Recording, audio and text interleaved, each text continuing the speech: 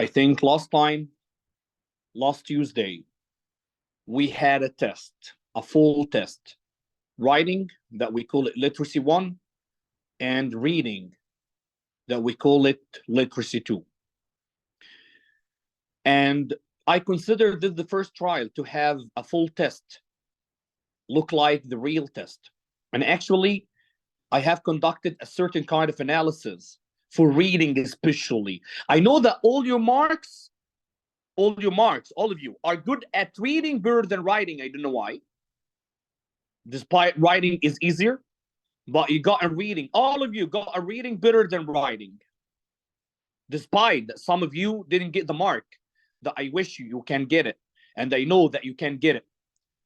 So this actually, I'm not going to say that depressed me, because I know that you're going to do your best for the next time.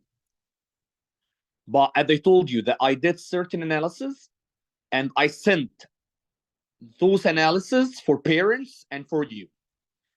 Today, actually, I'm going to revise the test of the previous time.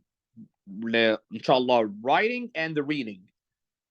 I wish that we're going to have a time. If we're going to have a time, again, I'm going to send the annotation that include everything. And again, please, if you have any question, you can ask me immediately about it. The main thing right now, that this period you have to be all ears. كلنا بنسمع ونسمع جيد بالله عليكم يعني, because next time is going to be a turning point. I'm going to know the lazy from the active. I'm going to know that he wants to work from the one who doesn't want to work. So let's start, not to waste time. I don't know about Malik and Ziyad Hani. Okay, concentrate, guys. As you can find here for the writing or literacy 1, we have 4 passages with 44 questions, each passage 11 questions. You're going to find that those questions differ between that they are related directly to grammar or writing. Writing for EST, I'm talking about writing, like when you write an essay, the same thing. It's the easy thing, because you are depending on the sentence before, the sentence after, or you are connecting words, so it doesn't need any effort from you. And the grammar is the same thing. Sometimes they give you in the choices 4 choices that they are long statements. I don't care. I have to look at those choices. If they are the same words or they change the position of the words, so it's completely grammar question, not writing question. Because sometimes the students to be mixed between the writing questions and the grammar questions. If you find that the choices, they have the same words, not different sentences, even if they change the order of the words, so it's a grammar question. Look at the mistakes. Let's have a look together. And another thing, if you have 2 questions come after each other in the same sentence, one of them, that is no change. Let's see the first one. As you can find here, it's a kind of vocab. This vocab, we have good vocab in writing. It said corruption is a phenomenon involving many different aspects, and it's therefore hard to give a precise and definition. Thank you. Now I have and we know that we have something called clues. And we use these clues to know the meaning of the word. So here I have and. So what come before and is the same meaning of what come after and. So I need something that means precise. Precise معناه دقيق. I need something means precise. So if you look at the choices here, the first thing that my mind come to it is comprehensible and comprehensible. Oh my God, they are the same. They are the same, even if it has a little different in the words. So I'm gonna cancel them out. Comprehensible, comprehensible, both of them have the same meaning. It's called comprehend. So now I have unintelligible and comprehensive. Different comprehensive. So Mr. Now unintelligible It's something that opposite to the meaning of precise. Opposite. حاجة غير ذكية وأنا بتكلم عن حاجة دقيق. Precise, دقيق. So the only word is going to be comprehensive. The second one, he said which choice is the best revision for the sentence.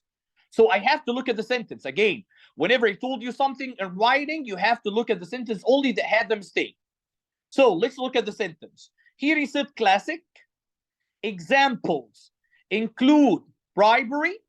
Bribery دي اللي هي الرشوة. Clientelism and the act of embezzlement. Mr. Wait, I have and you told me that if we have a list, so this list must be the same. If we have noun, so noun and noun. Verb, verb, verb, verb. Verb ing, verb ing, verb ing, verb ing. Prepositional phrase, so all of them must be prepositional phrase. So here I have a noun, bribery. Clientelism, a noun. So what will come after it? It must be a noun, not a prepositional phrase. It must be a noun. So here it's not a noun, it's a prepositional phrase. جملة حرف جر, so I'm gonna cancel. Here, embezzlement, yes, it's a noun because it has meant.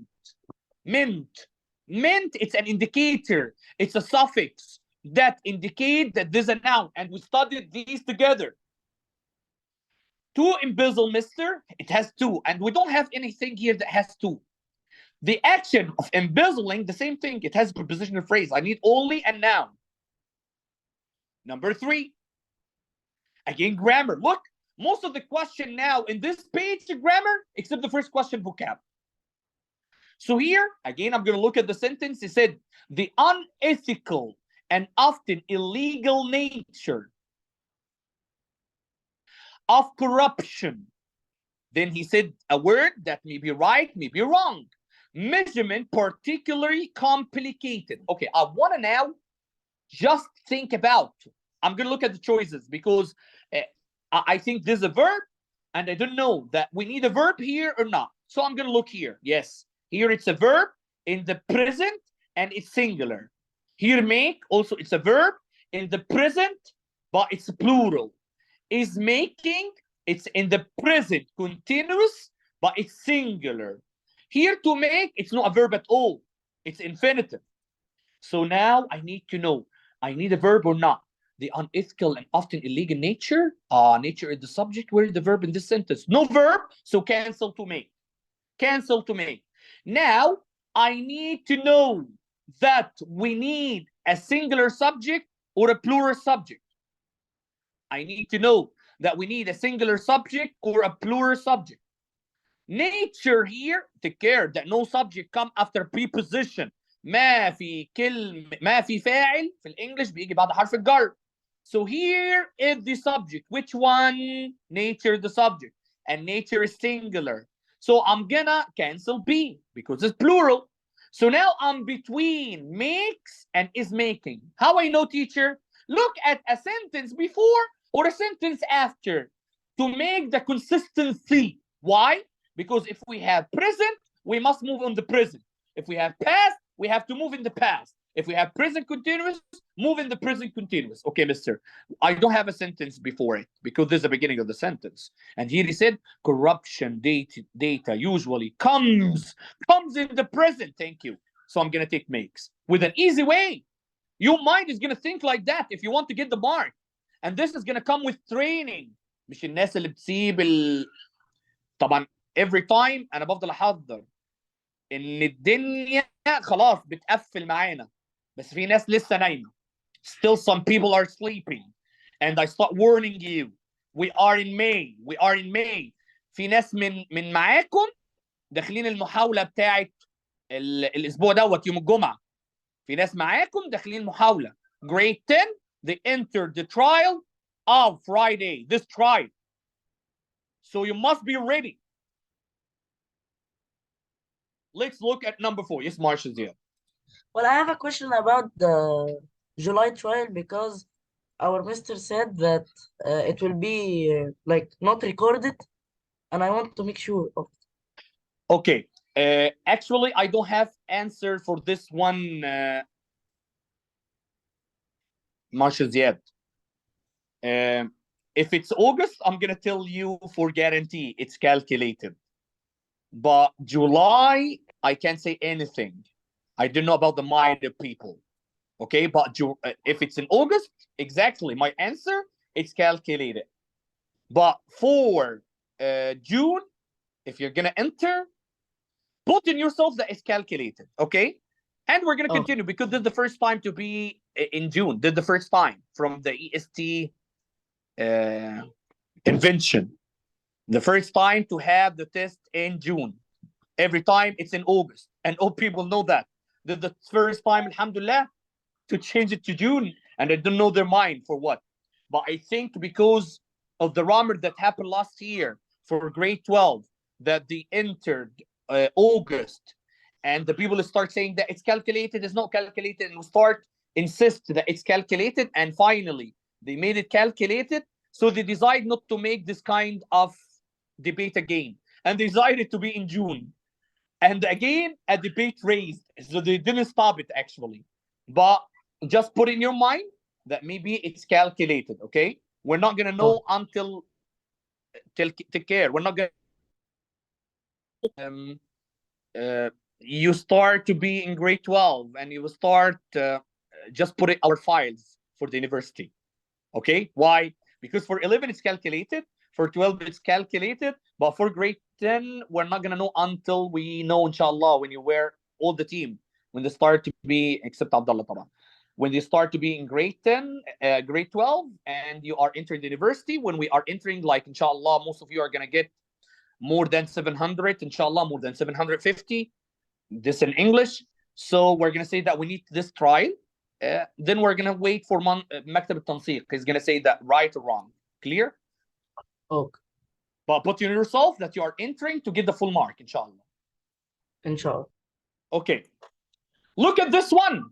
And I think I told you before. Here it's a long statement, a long phrase, and I don't know exactly it's writing or grammar. Why? Because it's writing, I have to look at the words before and after just to connect it. But I found, look, here to contribute to the development of effective policies, and here it and to contribute to the development of effective policies, here in contributing to the development of effective policies, here as well to contribute the same words. So it's a grammar. It's a grammar. Start thinking grammatically right now. So let's look at the statements. Here is it, although precise, although it's a subordinate conjunction, like after, like if, like before, like because, when it come in the beginning of the clause, it make it dependent. معنى كده ان هي ما تنفعش لوحدها، لازم sentence كمان معاها اللي هي تبقى independent. So although precise corruption measurement is difficult, there is a clear correlation. Here subject verb, the independent now, and we know the rule: dependent, independent come. Actually, here it doesn't have a problem. The problem is here, but I'm analyzing for you. Correlation between perception and behavior. Then a semicolon. So, okay, Mister, let me tell you something. Can we put before so that it's a fanboy semicolon? No, there's a mistake from them, not from us. We don't care again, because the main thing is this sentence. I don't care. I'm just analyzing the full sentence.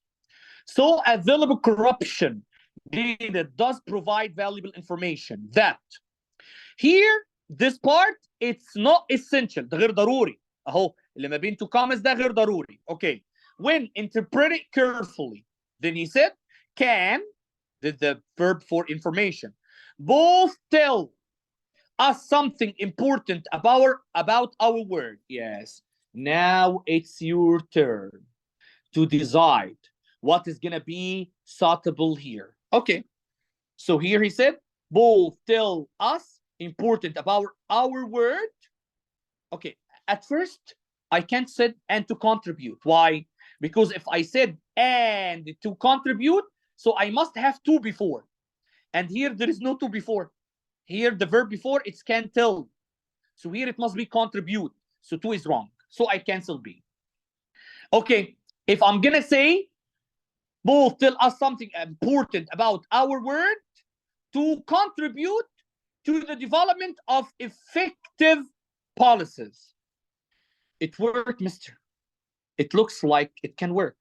Like if we're gonna say that when interpreted carefully, let's look at the beginning of the sentence as I said. So available corruption data does provide valuable information that can both tell us something important about our word to contribute to the development of effective policies. Yes, it worked. So maybe someone is gonna say that A can be right. But here to contribute to the development of effective policies. الناس بقى اللي فاكره الشغل بتاع الانفينيتيف بتشتغل ازاي؟ ايه بيبقى محورها؟ بيبقى نوعها ايه؟ طبعا it must come after something. يعني مين اللي to contribute? It's not gonna be word. It's not gonna be word. So I can't. It will not work here because the infinitive here it will not describe word. It can't. ما تنفعش. هو الword العالم to contribute to the development ولا الانفورميشن؟ the information هي اللي to contribute not the word. يبقى دي خلاص انا كنسلتها. طب in contributing to the development of effective policies. Also, Mr. It worked. Again, we come again. It has ing. So it must modify the word that come before it. مين يا عم اللي contribute؟ المفروض الانفورميشن المعلومات مش العالم. يبقى again this wrong. As well as, yes. As well as it works like and. As well as works like and. يعني أنا لو قلت كده هقول كده إيه؟ So information can both take care. I want to just put another information here to this annotation. بص هنا قال إيه؟ قال can both. يعني يا عالم يا يا جمال يا حلوين يا أمامير، أنا لازم يبقى عندي حاجتين. both tell and. can tell and. طب ما أنا and هنا مش هينفع to contribute لأن هنا مش to tell. يبقى as well as that look like and. لو أنت جربتها كده هتقول إيه؟ can both tell us something important about our word and contribute to the development of effective policies. Yes, it worked. As well as work like and. Thank you. Number 5. Here a vocab question. خلي بالكم انا كده لغايه دلوقتي 5 اسئله كلهم جرامر ما عدا سؤالين هما الفوكاب. ما جاش رايتنج خالص، اسهل ما يمكن والله. على فكره السات القديم طبعا مش الجديد mostly بيبقى writing. Mostly writing. So here he said, I'm going to take the whole sentence just to know which word I'm going to choose. For example, the data from perception surveys suggest that corruption اللي هو الفساد يعني with human development and a number of studies exploiting rich data from law enforcement records have shown that education is an important element explaining this relationship. تمام. طب ما هو الكوربشن الفساد طيب I need something that work with. لا يعني لما اقول contrast يعني يناقض. Contrast something ما فيش with يعني it's not gonna work with. And again contrast and disagree have the same meaning. يعني يناقض ولا يتفق. يناقض ولا يتفق have the same meaning. خلاص cancel. طب I have match and correlate. Matches with ولا correlates with. No, with come with correlate. With come with correlate. Number 6. And you can look here. This is the last of this paragraph. The conclusion of this paragraph. Okay. But here, if I look like that, you have to look at the same question.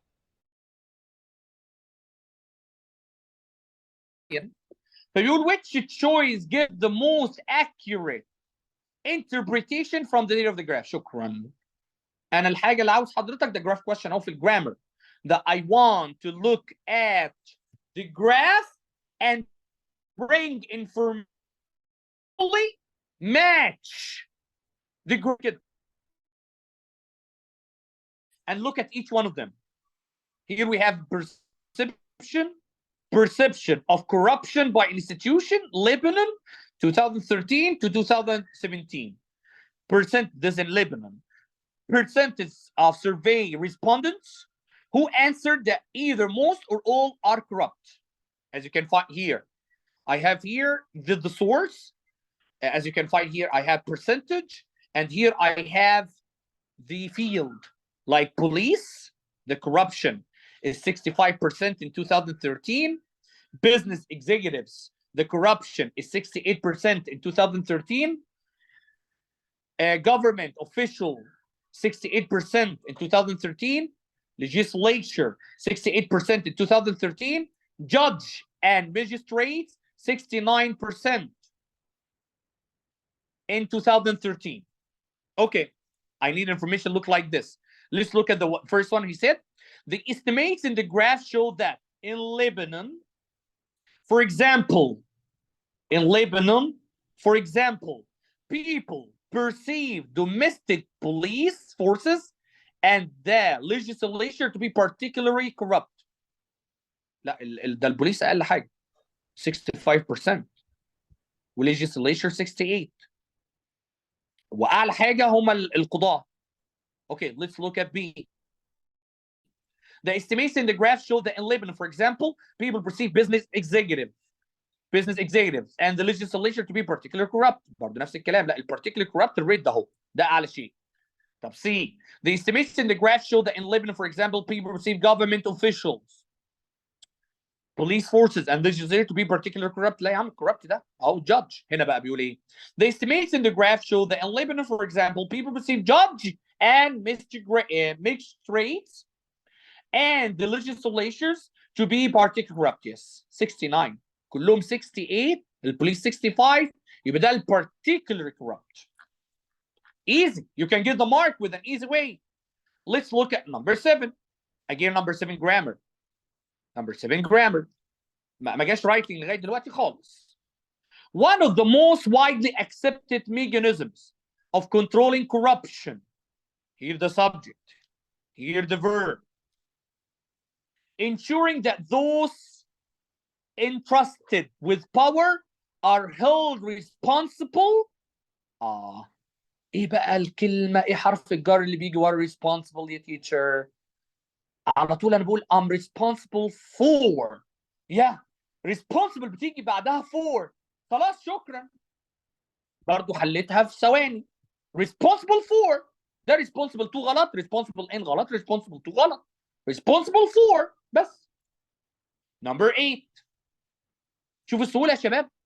الناس اللي ما بتركزش وبتقرا والله ما هتاخد ثواني. number 8. Okay, mister. It looks like also words, like some of them noun, like casualty and causing, and casually it's an adverb, and causally it's an adverb. بص كل يعني بيلخبطك بس. اوكي يعني دي causally ودي casually ودي causing ودي casuality. اوكي يا مستر تعال نشوف كده هنمشيها ازاي.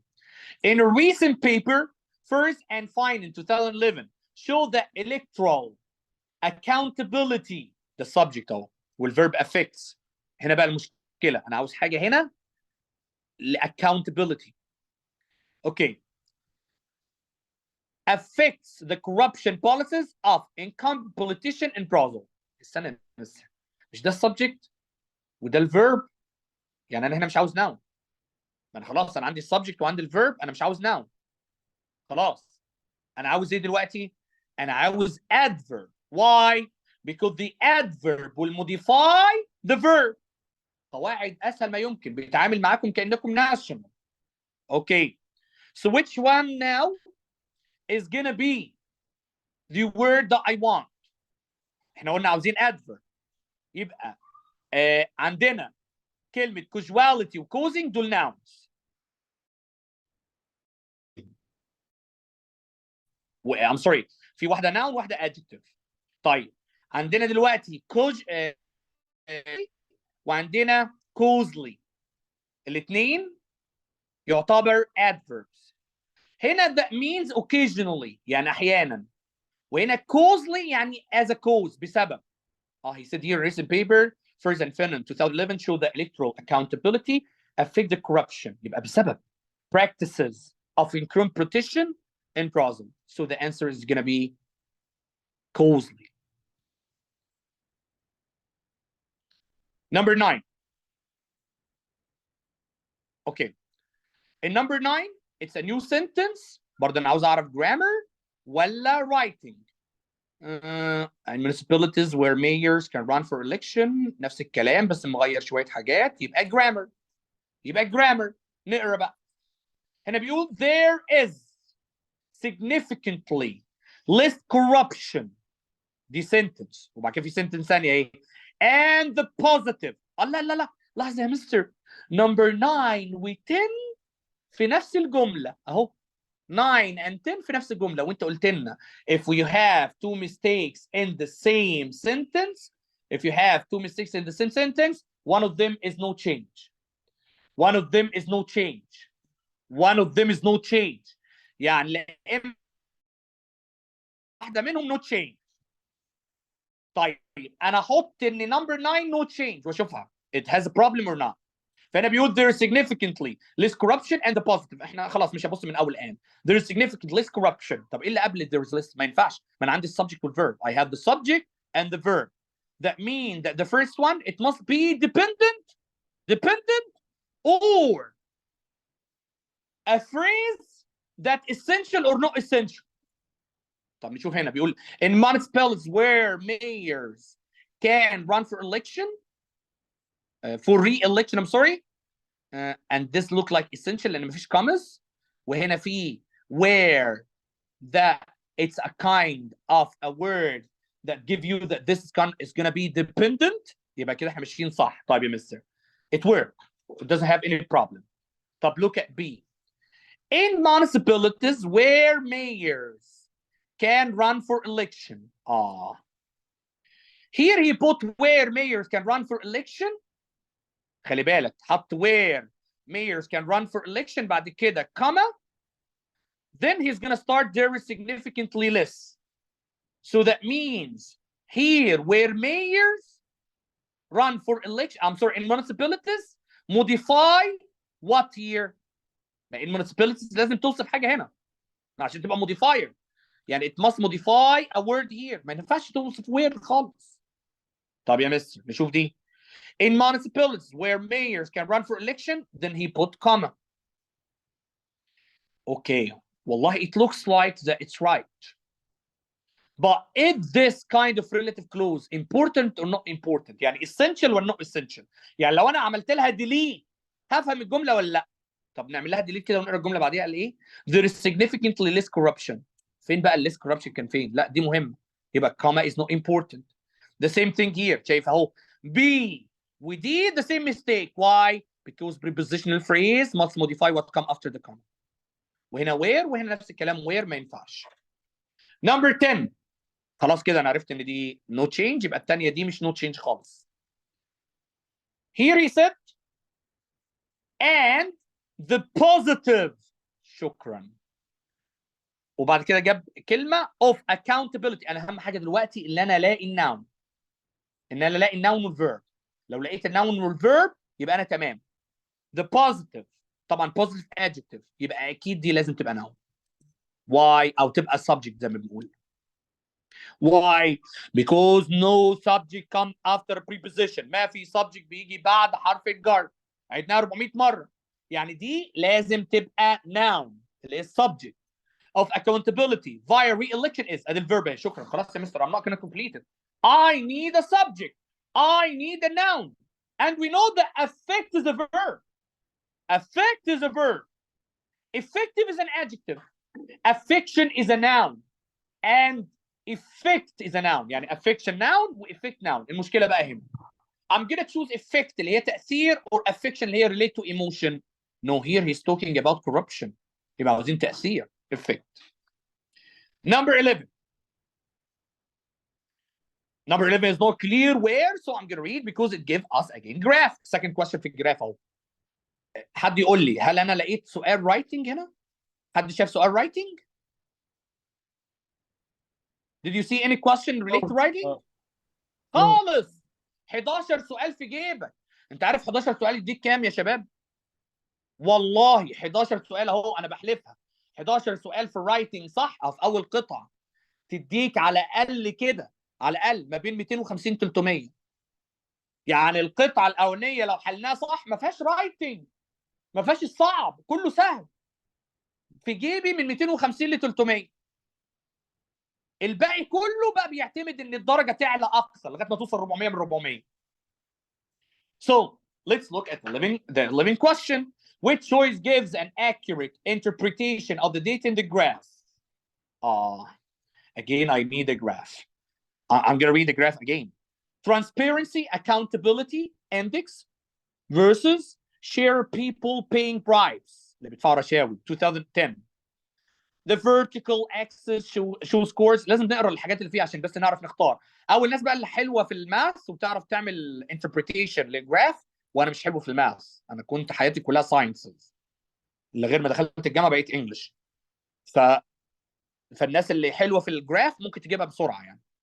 تمام، انا بقرا كل شيء. طبعا الناس الثانيه خلي بالك ان question in grammar take less than 30 seconds. question في الجرامر بياخد اقل من 30 ثانيه.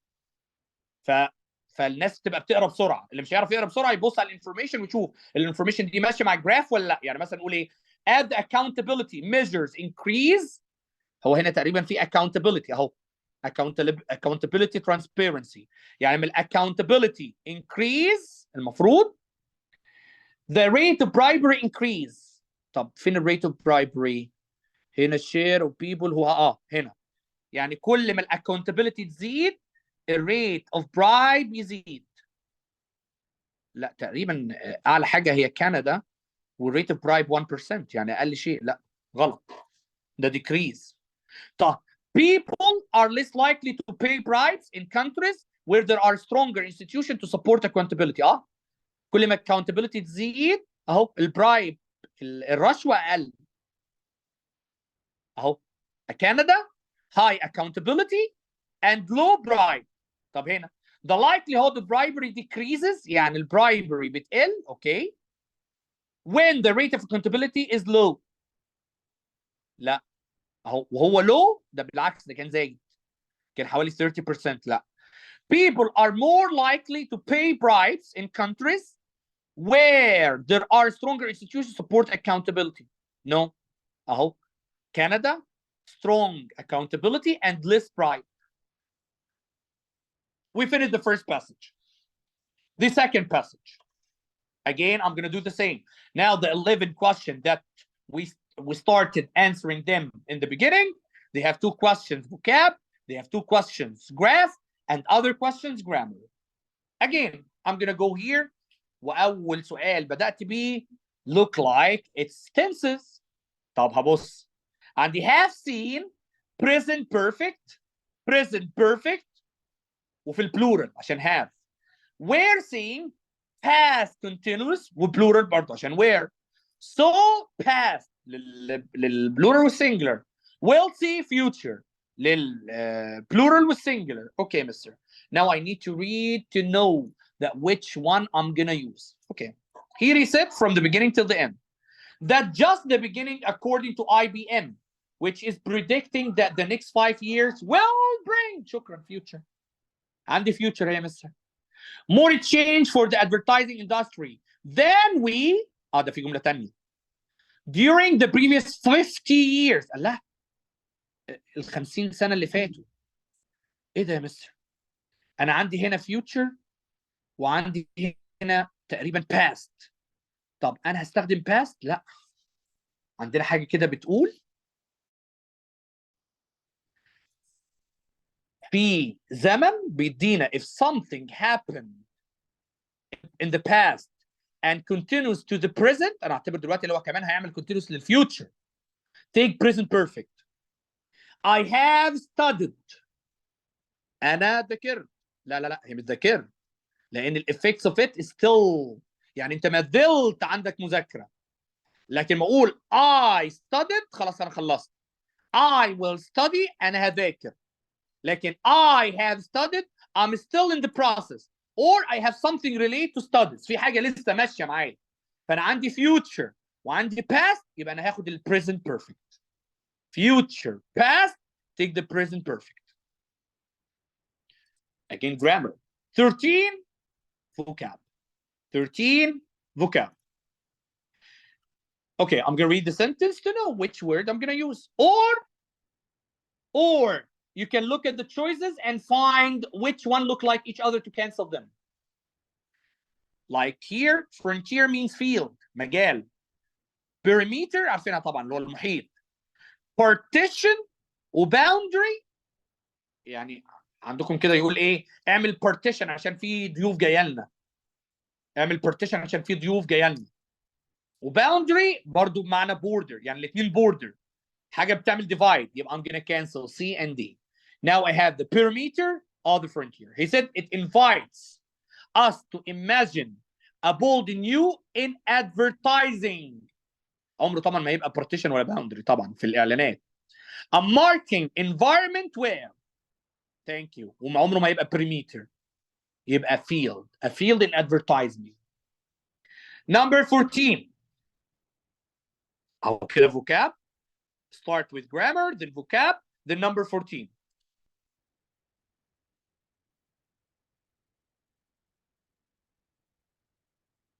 The same, also the same sheets marches yet? Yes. والله they are working on my sheets ما شاء الله. الحمد والله لله. they were the same questions exactly with the same order. الحمد لله. الحمد لله. No problem. It's for Allah subhanahu wa ta'ala. Okay, number 14.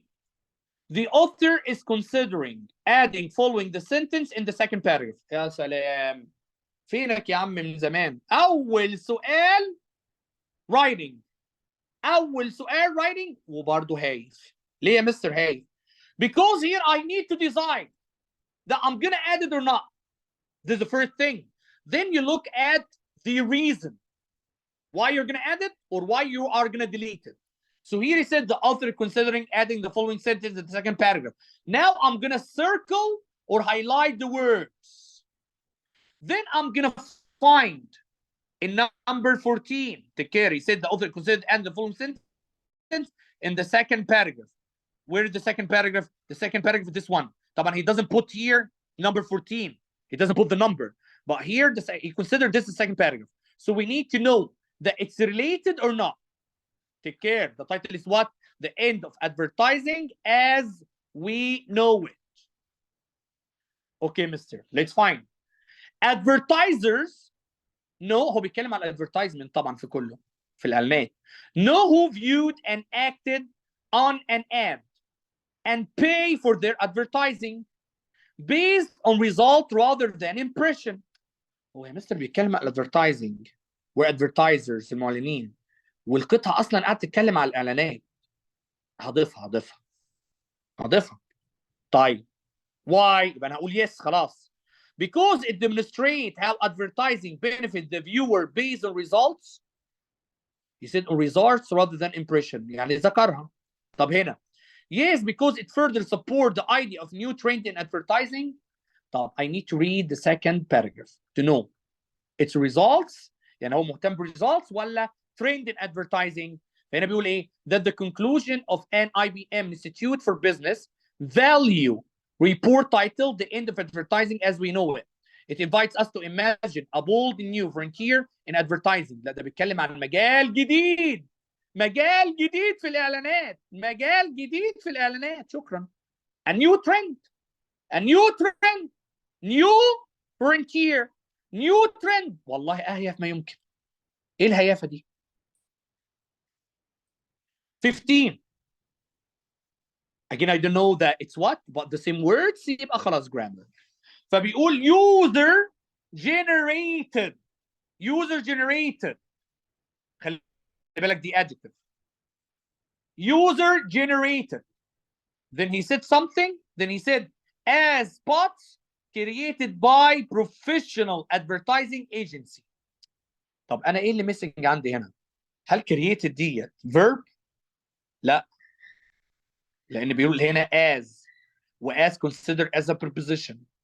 ما ينفعش، يعني ما ينفعش نقول as spots created، لا دي كده adjective. خلاص، يبقى now I missed the subject and verb. انا عاوز subject verb لان user generated برضو دي adjective. يبقى انا I missed here the subject and verb. طيب can we say user generated advertising that is prevalent as spots created by professional advertising agency؟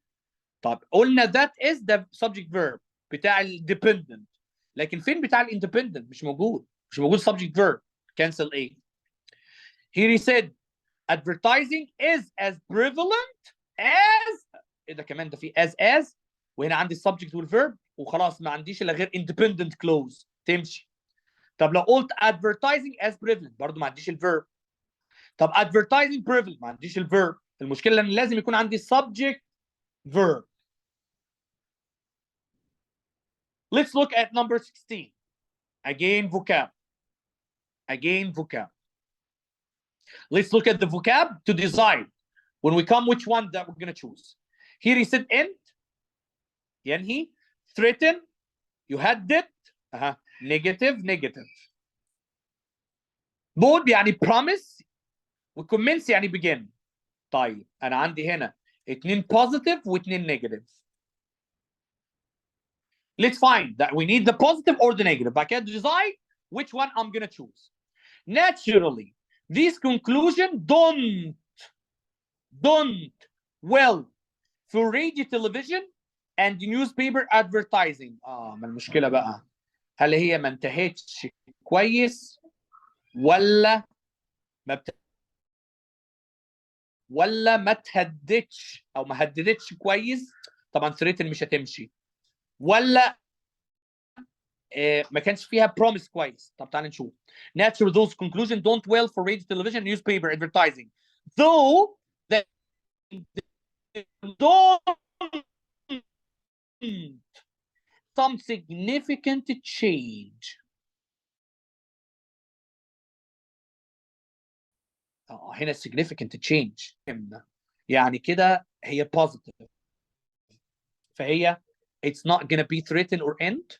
It's gonna be لان ما عملتش significant، هي ما عملتش significant change. يبقى انا عاوز خلي بالكم من تبقى positive وتغير البوزيتيف تبقى نيجاتيف. يبقى انا عندي عاوز ايه؟ عاوز حاجه، عاوز الاثنين دول يبقوا نيجاتيف، يعني المفروض هنا تبقى الحاجه البوزيتيف. فاهمين ولا مش فاهمين ولا انا لخبطتكم؟ دونت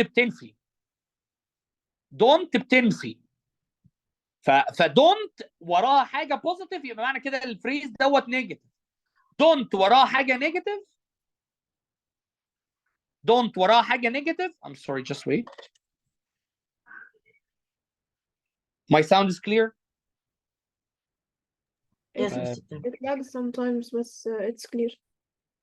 طب حد بيعمل لاجنج عنده الفويس بتاعي؟ No, like some like little drops, but it doesn't affect. يبقى I have don't and something يعني لو كان هنا بوزيتيف يبقى الاثنين معناهم نيجاتيف، لو كان النيجاتيف يبقى الاثنين معناهم بوزيتيف. هنا بيقول don't have significant change يعني ما لهمش تاثيرات مهمه، يبقى انا عاوز حاجه نيجاتيف بدونت، يبقى don't وحاجه بوزيتيف يعني، فدونت promise ما بتعملش significant change. Number 17 again بيقول the writer to support the previous sentence. عاوز حاجه بقى تعمل support the writing في القطعه الثانيه في اخرها تقريبا. Which choice best accomplishes this? I have to read it carefully and look at the words that is going to be supported by this sentence. Naturally, these conclusions don't bode well. يعني ما لهاش حاجات positive for radio, television and newspaper. advertising, though that it's assuming their operational models don't undergo some significant change, which is already happening. اوكي تعال نشوف الجمله الاولانيه فيها كلمات متعلقه ولا لا. This aside, notions that companies are going to entirely abandon يعني تهجر brand building and campaign entirely in favor of measurable direct response campaign is surely fully. طب ما هو ما جابش اي حاجه من الكلمات دي، يعني ما قالش حاجه عن راديو ولا تلفزيون ولا نيوز بيبر ادفرتايزنج ولا significant change. ما جاب ده بيقول لك ان الشركات دي غبيه. B new technologies ما اتكلمش عن new technologies برضه. الراديو والتلفزيون is not new technology، انا ما بتكلمش على الانترنت. have proliferated option for ad creation placement targeting and measurement برضه ما اتكلمناش عنها. طب new advertising برضه ما اتكلمناش عن new advertising. اتكلمنا عن advertising بس راديو تلفزيون ونيوز بيبر all advertising. لو قلنا انترنت ايميل advertising اوكي. Industry players are making ad space that once was proprietary available though open exchange. لا برضه. traditional media شكرا الحاجات التقليدية راديو تلفزيون newspaper advertising دي حاجات تقليدية. outlets all have websites and are experimenting with new advertising model اللي هو significant change and package. شكرا هو ده اللي انا عاوزه. number 18 خلي بالكم كده 2 questions writing. number 18 again the full sentence زي ما انتم شايفين كده نفس الكلام grammar. فبيقول this is due عن subject to verb due in part to high priority advertiser place on reaching young. تمام تعالوا نشوف اول واحده هتمشي ولا لا. people who who related pronoun عايد على people haven't yet established their buying patterns دي تمشي. طيب يا مستر لو انا حطيت كوما ينفع، ما في هو بتوصف people بس هنا بقت non essential. هنرجع تاني ونشوف هل هي essential non essential نقراها من غير الجمله اللي هي بتاعت هو. فبيقول this is due in part to high priority advertiser place in reaching young people. لا الجمله دي مهمه، الجمله دي essential لان هو بيقول لي اليونج بيبل دول هم ايه؟ اللي هم ما عندهمش patterns للشراء. لا مهمه يعني حدد لي معنى كده ان دي مهمه. لا مش هينفع الكوما. سيمي كولن عمرها ما تيجي قبل هو الا في حالات معينه اللي هي ما يكون عندنا list inside list يعني عندنا كوماز كتير وعندنا الكوما بتاعت النون essential dependent clause relative clause. ففي الحاله دي بنشوف مين المهمه دي بنخليها سيمي كولن.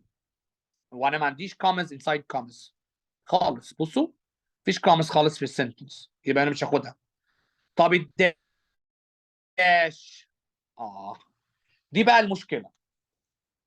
This is the problem. And listen to me, you're not going to listen to this from anybody. We know that the dash and the comma separate the something that is not essential. معنى كده لو انا حطيت comma او dash فالاثنين زي بعض. odd one out. يعني من الاول كده انا من غير ما اشرح يمين وشمال B ودي look like each other.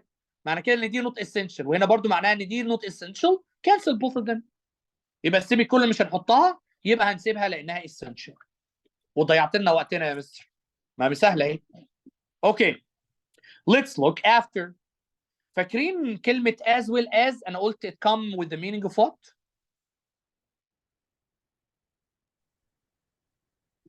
and. الله عليك مارش زياد صاحي. كان في question فوق كده اخترنا فيها as well as وقلت لكم ان ده بمعنى and. So if it with the same meaning of and what come before it what come after it. الراجل اللي بيحط الامتحان حاطط حاجات شبه بعض يعني الناس تجيب 400 باسهل ما يمكن. TV alone shook up the television advertising business as viewers shifted their attention away from linear TV watching and have adopted tools that allow them to skip advertisements as well as. انا عاوز بقى حاجه شبه اللي قبليها. ing ب-ing, ed ب-ed, verb present verb present. طب هنا قال to skip. to skip يبقى انا احط to rate. that right? Oh yeah, Yes, mister. correct. To skip advertisement as well as to read their favorite ads. ارجع في كلامك يا دكتور. ارجع في كلامك. ليه ارجع في كلامي؟ لان انا عندي x, y, as well as z. فانا هكتب and z. فالثلاثه لو عندي ثلاثه يبقى لازم شبه بعض. بص يا مستر هنا المشكله اهي في ريتنج صح؟ لكن انا عندي هنا and share. يبقى المفروض skip وشير يبقى ريت. skip share rate. كنت هحط to rate وكانت هتبقى صح، بس لما كملت الجمله لقيت and easily share. لا يا مستر x y and z. يبقى skip rate share. لو to skip to rate to share.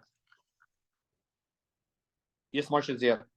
I have a question, but like it's outside of this question. You told us here that like if we build a sequence, I'm sorry, so it's may you X, repeat again Y, because I and then lost comma your... and Z. I lost yours again. May you repeat the question? Okay, no problem. You told us here if we want to build a sequence, we will put X, comma, Y, comma, and Z. But here, when like I noticed all of the passages that when they build a sequence, they don't put comma before and. It is like it's I know. right or what? This is a mistake actually. This is a mistake because this is informal. But I don't...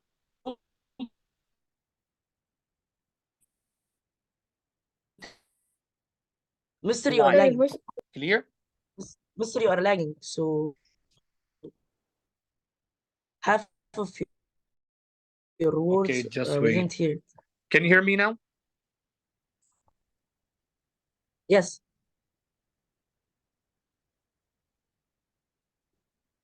Hello? Yes, we can hear Can you hear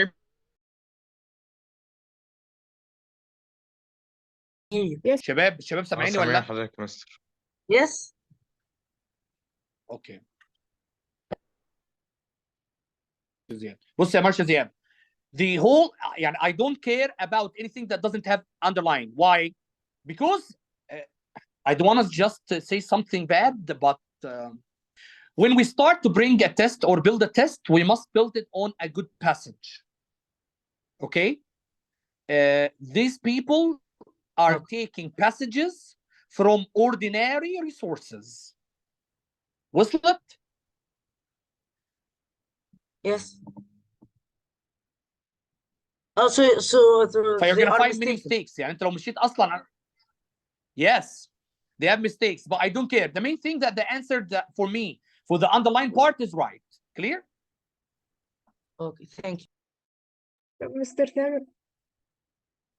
Number 20, again, we return back to writing. Hello? Mister, can you hear me? Yes, Engineer Zaina. Can you hear me or not? Yes. I just wanted to ask, so when it comes like a question like the other one, so I have to check the sentence after it, not before it first? Which other one? Which one? This one? This one, yes. Yes. No, here I look at the same sentence. It's a full sentence. From here till here, it's one sentence. Yes, I mean, like you said, there is to skip and there's after rating. Yeah. Share. When I I look as well as, we said that it's had the same meaning of and. So to skip, so we're gonna have to put here to rate.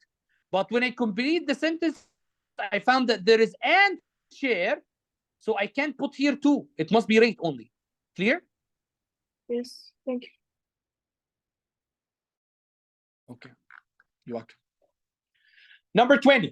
Where in this paragraph should the underlying sentence be placed? This writing question. This a writing question.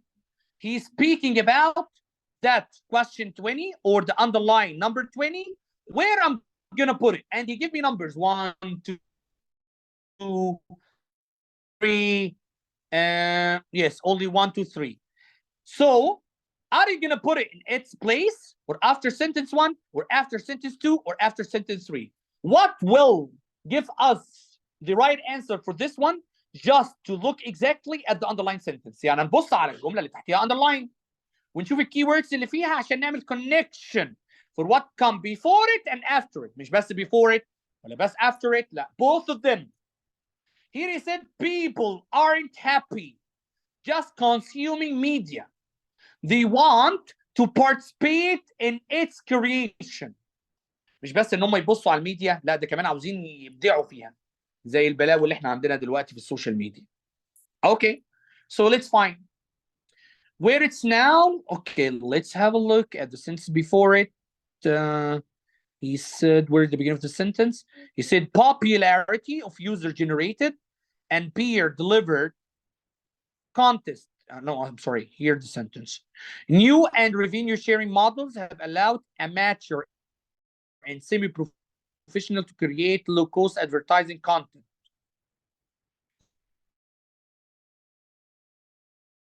يعني الجملة دي المفروض قبل لأنهم خلاص بدأوا يعملوا to create low-cost advertising content.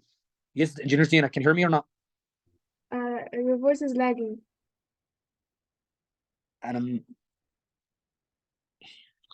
طب كلكم عندكم اللاجن ده يا شباب؟ Yes, I think when I was talking to you, you changed the internet, but the first connection was better than the second one. طب let me just go out and then I'm gonna look again. Okay, take your time.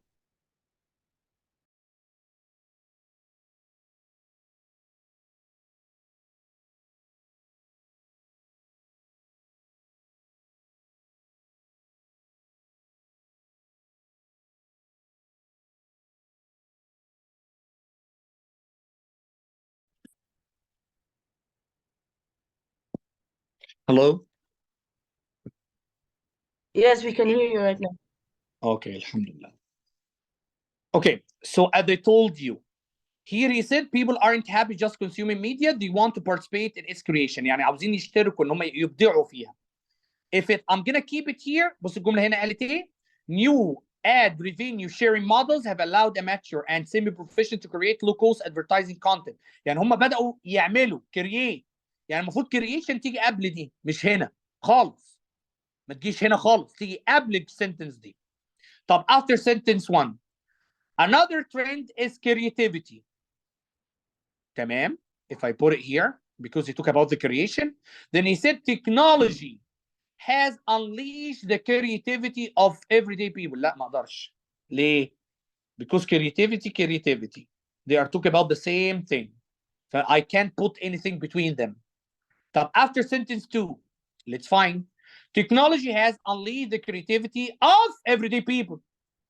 People aren't happy just consuming media, they want to participate in its creation. People. طب اللي بعديها popularity الشهرة بقى of user generated and peer delivered content is rising. اللي هي creation. ايوه يا مستر هنا.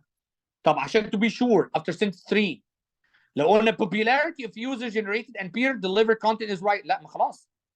هو here he talk about that they start creating وهنا لسه بيقول ده هم عاوزين يعملوا creation. No. So it's better after sentence 2. 21 grammar and it's easy. الناس اللي ما جابتش دي صح ففي عندهم مشكلة.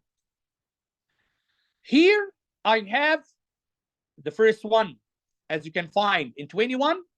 The problem in its take care عشان بس underline.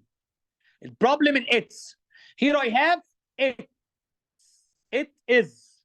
This means it is subject verb. خلي بالك ان في كلمه ام preposition حرف جر. ما ينفع subject verb after preposition. ما ينفع subject verb after preposition.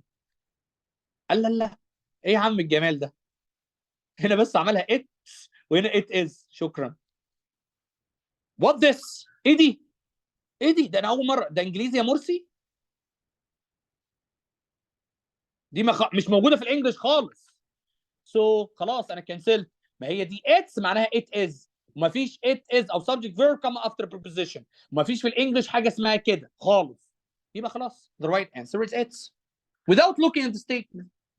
Number 22. He said, which choice best summarize the passage? شكرا. Summarize means a conclusion. So what we did in the conclusion, teacher, you have to read the first paragraph. You have to read the first paragraph and this paragraph.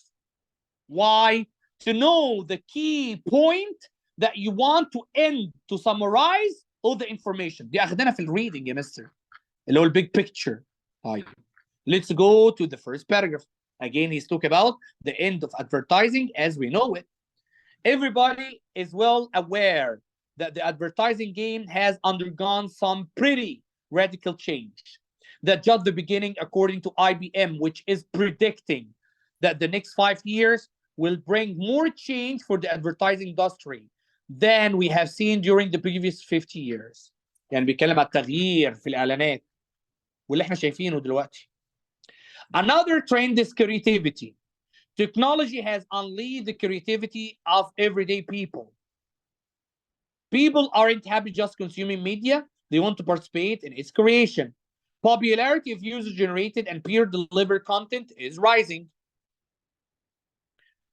New and revenue share models have allowed the mature and semi-professional to create low-cost advertising content. IBM study indicates that the trend will continue. يعني بيتكلم على الحاجات الجديدة بقى اللي هتحصل في الإعلانات. طيب يا مستر, let's look.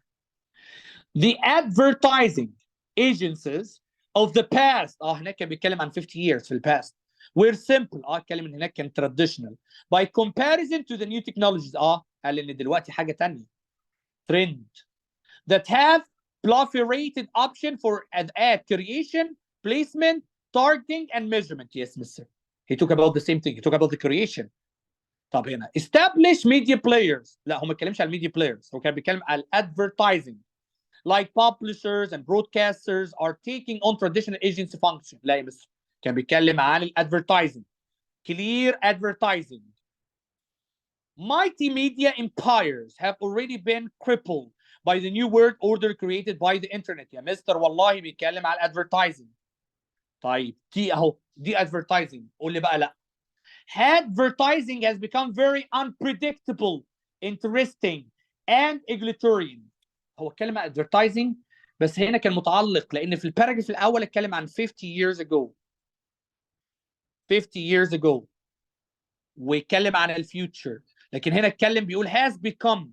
يعني بيتكلم عن حاجه حصلت في الباست وليها تاثير في الوقت الحاضر. No. It started to change completely. This is the second passage. Okay. For the rest of the two other, because I want to go to the reading. The same thing is going to happen. I'm going to send for you this kind of annotation. بالله يعني أنا بتمنى منكم زي ولادي كده. يعني you start reading the annotation that I put it for you. في ناس بتدفع فلوس عشان الانوتيشن دي. في ناس بتتناقل الانوتيشن دي مع بعضها. فحضرتك جاي لك بالسهل. اقرا الانوتيشن. Know how to answer before the coming test that is going to be on Saturday. Take care. Our next period is going to be on Saturday. A full test. On Saturday, a full test. عشان هيروح الاناليسيس بقى الكومباريزن ما بين first test اللي احنا اخدناه المره اللي فاتت وال second test. Any question? No, thank you. بقيه الشباب اللي ما بتتكلمش خالص. Any questions? Thank you. Thank you. I'm going to put for you this annotation. If you have any question, I'm ready. Just send for me a message. والناس اللي بتعمل مسج وبعد كده بتمسحها. انا بيكون I have work. يعني بيكون عندي شغل فما بقراش المسج على طول. فما تتكسفش وتمسحها. ما في حد يتكسف ويمسح شيء. سيب المسج انا هرد عليها. This is my work. شغلي اللي انا باخد عليه فلوس. عشان ربنا يرزقني بحلال. سيب المسج ما تتكسفش لا ما ردتش عليك. انا عندي شغل مش عارف ارد عليك. Clear? Anybody send a message? Leave it please. I'm going to read it and I'm going to answer you. Don't delete it. Don't feel like embarrassed because I don't answer you. I'm going to answer you immediately. زياد بيسأل وبيقعد باليوم وبرجع ارد عليه. صح يا زياد ولا لا؟ Yes, mister. So kindly don't be embarrassed when you ask a question. Leave it, even if it's a dull question. I like dull questions because this dull question it's important for me and you. انت بتعتقد ان انت embarrassed محرج اللي انا ما ردتش عليك، لكن انا غصب عني هرد عليك. I said so. Any question, guy, please, if you have any question, this is your time. Ask me. قول لي يا مستر الحته دي انا مش فاهمها جت ليه. Okay, not to waste time. I'm gonna go to the reading.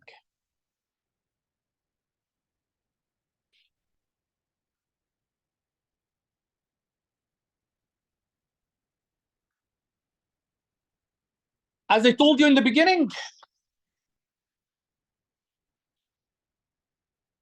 يعني حتى بالماركس اللي انا مش حاببها، الماركس اللي انا مش حاببها خالص، وانا عارف ان الناس تقدر can get more than that، بس الريدنج كان اعلى من الرايتنج. الريدنج كان اعلى من الرايتنج. This why? Because we answer a lot in reading. But you start finding that reading is easier, despite that writing is easier than reading. فانا عاوز الاثنين جميعي easier. الاثنين easier.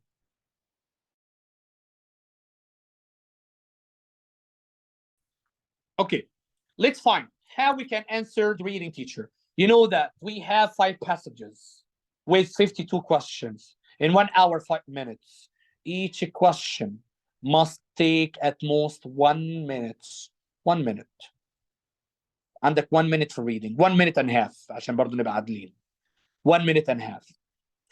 You have 10 different skills. طلع عينينا واحنا بنشرح 10 different skills. وده الجراف اللي هتلاقيه عندكم في البي دي اف اللي تحت. طبعا you have the evidence support. طبعا evidence و evidence support I put them together. Inference and function I put them together. You have tone, you have vocabulary, you have big picture, you have little picture. So I put them together. Why? To give you a clue that you have to revise this kind of skill. في ناس طبعا ضايعه منها skills. في ناس ضايعه منها skills بحالها. دي وحشه جدا. والجراف طبعا. واللي كان مزعجني جدا ان الجراف الناس مش جايباها صح. يعني most they love the graph question. Okay, what I'm gonna do in the reading teacher, the first thing to read the blurb. The first thing to read the blurb. Why? It will give you a clue. Here is it. The following edit passage is taken from A Tale of Two Cities by Charles Dickens. The novel takes place before and after the French Revolution, and the passage introduced the first paragraphs of for future events. هنا بيتكلم عن قصة مدينتين، ودي نوفل كبيرة جدا بكاتب مشهور جدا وحد انا بحب اقرا له جدا اسمه تشارلز ديكنز. لو سالته بابا وماما عليه، كان في قصه زمان كده بناخدها في الثانوي العام اسمها هارد تايمز بتاعت مستر جريج جايند. هتلاقوا بابا وماما عارفينها باي هارت، يعني كنا بنحفظها تقريبا. I know Oliver Twist. اوكي.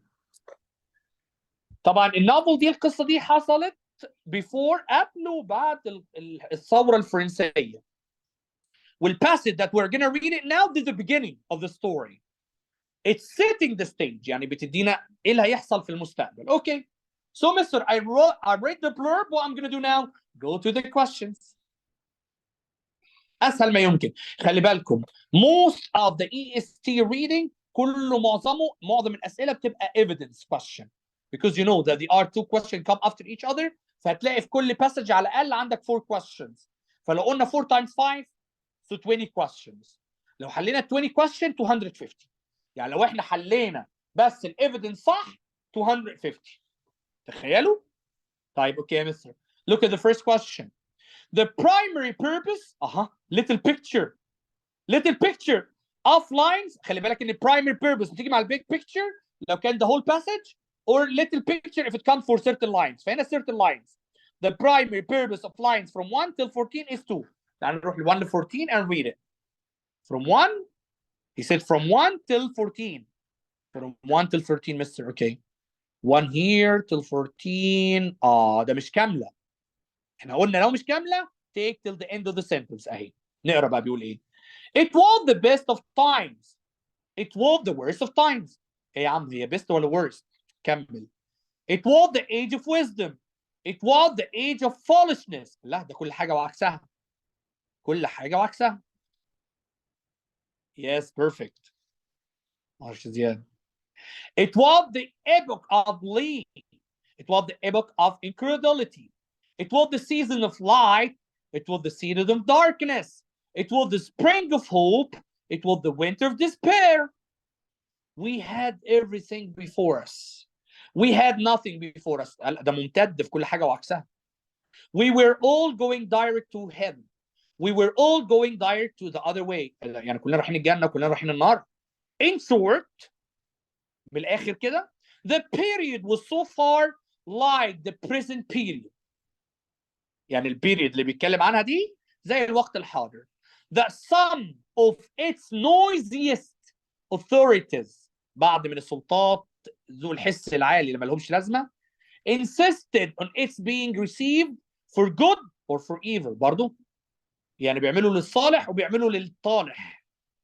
In the superlative degree of comparison only. هو كله بيتكلم عن comparison. Okay. Criticize a movement. بينقد حركة. لا هو ما نقدش شيء. هو قاعد يقول كل حاجة وعكسها. يعني it doesn't have criticism. Establish a theme of duality. استنوا. Duality يعني زوجي. He talk about positive, then he state negative. Positive, negative. Positive, negative. Maybe. Draw a contrast between ideas. طب يا بس ما ممكن تكون contrast between ideas. طب where are the ideas? He didn't talk about ideas here. He didn't talk about ideas. Nothing to about ideas. He talk about facts. About something that happened at that time before the French Revolution. So it's not a kind of ideas. يعني ما فيش يعني ideas هنا. Okay. Discredit a time period. يعني بيبين وحاشة وقت. والله it can be. But I like the theme of duality because he start talking about good and evil things. Bad and good, bad and good, bad and good. So a theme of duality is better. Let's go to number 2 and 3. The evidence in the passage suggests that the story most likely take place. The evidence. واحنا عارفين ال evidence. How we get it?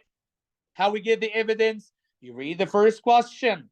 Find the keywords. Search for the keywords down in the lines. Then match. فهنا بيقول story takes place. طب story تحدث. فطبعا هو بيتكلم لا إما على مكان لا إما زمان. لا مكان لا زمان. وهنا كله زمان. كله هنا زمان. In the 17th century, القرن ال17. In the 18th century, القرن ال18. During World War I, أثناء الحرب العالمية الأولى. The Middle Ages, العصور الوسطى. طيب يا مستر تعالى بقى ندور على حاجة بتقول لنا إن الستوري حصلت في زمان معين. From 14 till 19. From end till only. It was the same thing that we read it.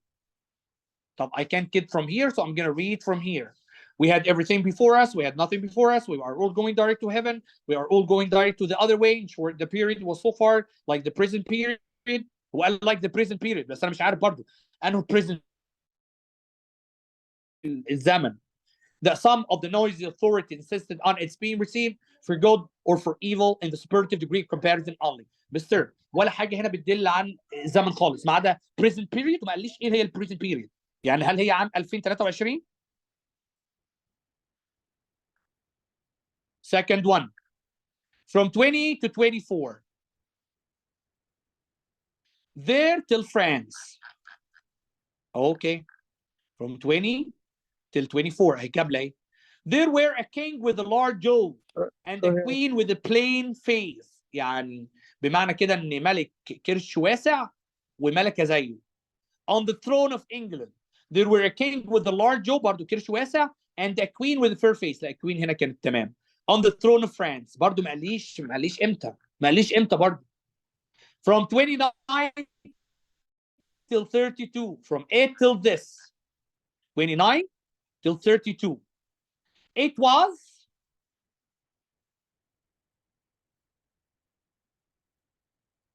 Marshall Zed right here. It's written in the blurb that it's during the French Revolution, so we can suggest it's during the 18th century.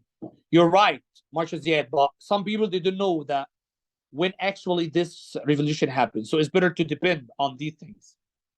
So here he said, it was the year 1775.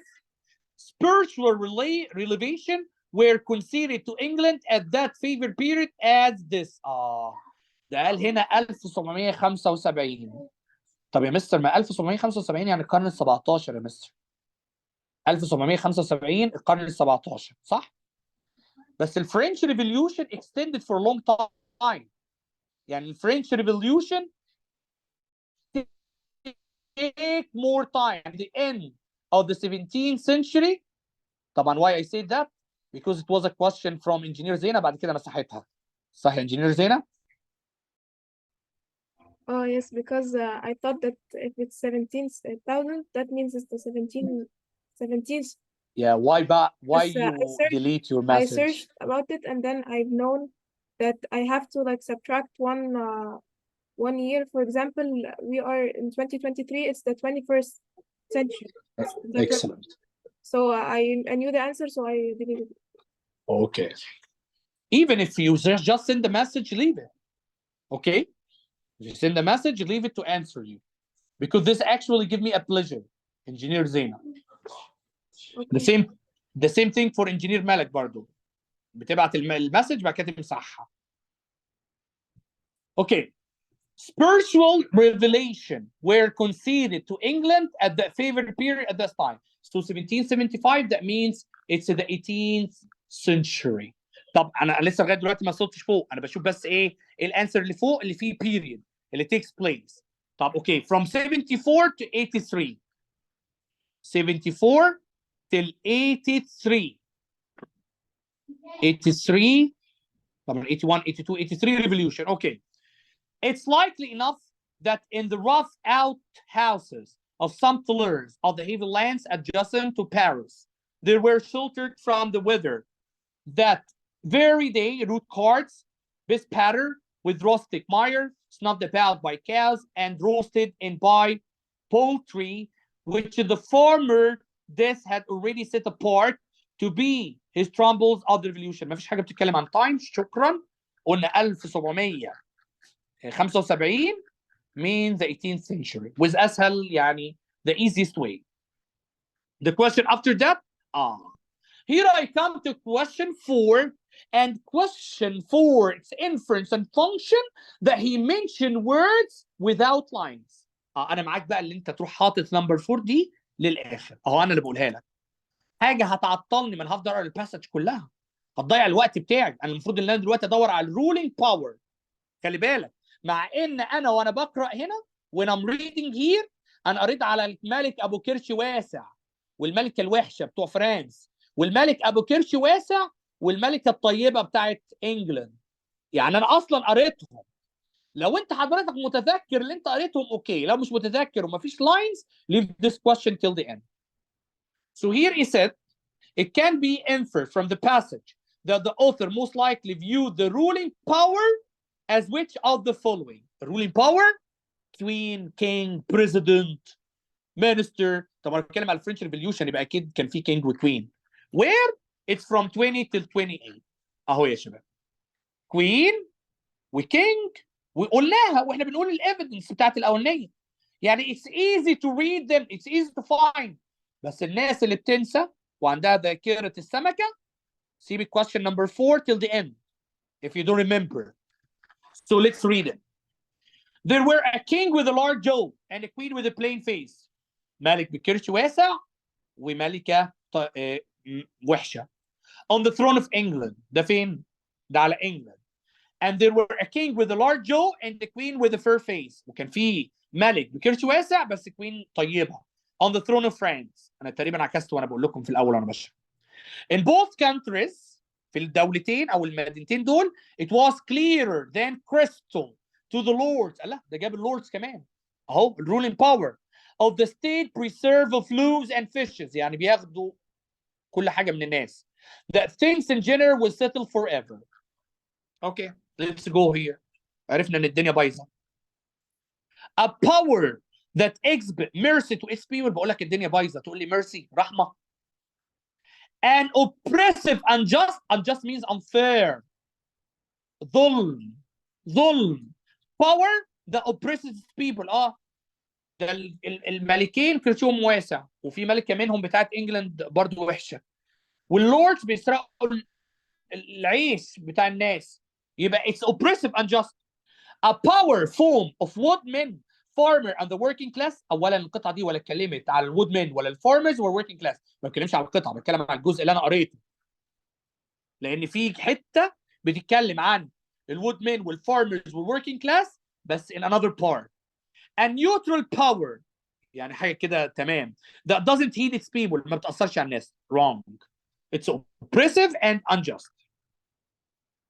اوكي عشان بس اصحصحكم وانا صوتي وجعني. عبد الله start reading number 5.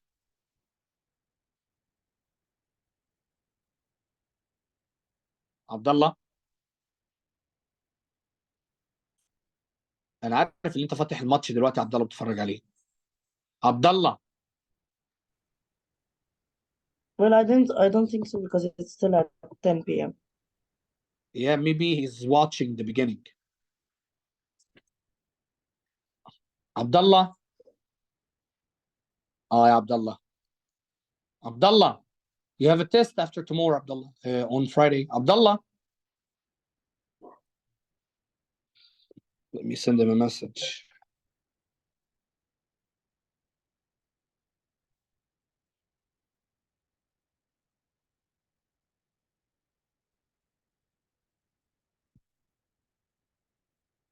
Abdullah.